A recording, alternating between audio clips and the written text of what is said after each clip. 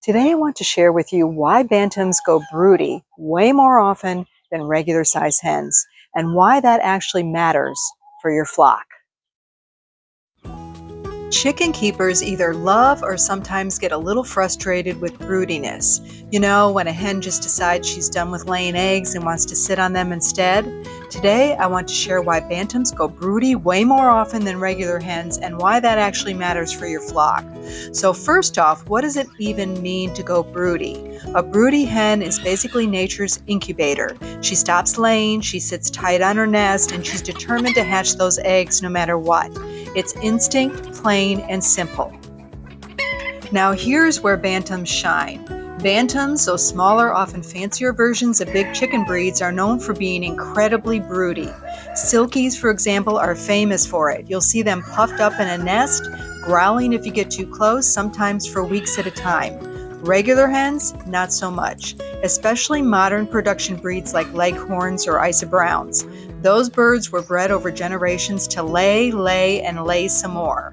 Broodiness slows down egg production, so breeders selected against it. That's why you might wait years to see a big hen go broody, if she ever does at all. So why do bantams keep that strong mothering instinct? It comes down to genetics and purpose. Many bantams weren't bred just for egg numbers. Instead, they were bred for looks, showing, or just keeping as backyard pets. Nobody needed to breed broodiness out of them. And in the case of breeds like Silkies, people actually encouraged it because they make such reliable mothers. That's why if you want to hatch chicks naturally without an incubator, bantams are your best bet.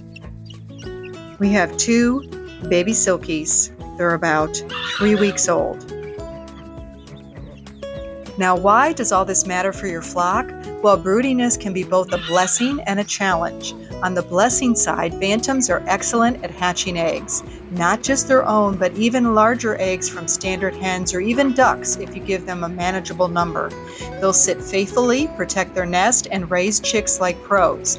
That means if you want to grow your flock without investing in an incubator or heat lamps, a broody bantam is basically free childcare. On the challenge side, when a hen is broody, she stops laying eggs. She might also hog the nesting box and get cranky with her flock mates. Sometimes you'll have to break a broody if you don't want chicks, and that takes a little patience and effort. But here's the key point. Having a bantam or two in your flock can give you options. They bring balance. Your big hens can keep the egg basket full, while your bantams can take on the role of natural mothers when you need them.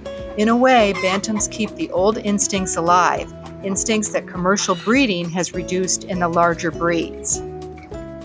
So when you see your little bantam go broody again, instead of just thinking, oh no, not this again, you might also see her as an important part of your flock's future. She's carrying the torch for natural hatching, and that really matters. And here's something to think about. Without these determined little bantams, we'd lose a huge piece of the natural cycle of chickens raising chickens. They're not just broody hens, they're tradition keepers. They show us what chickens were like before humans started changing their instincts for production.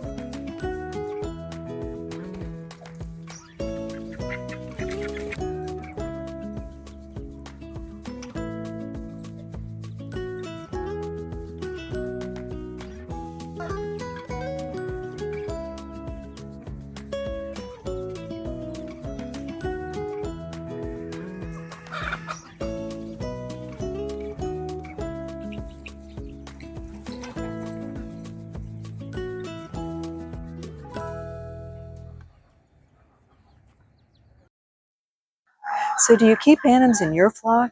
And have you had one go broody? Do you let her hatch chicks, or do you try to break her broodiness? Share your stories in the comments below. I would love to hear how they've done for you.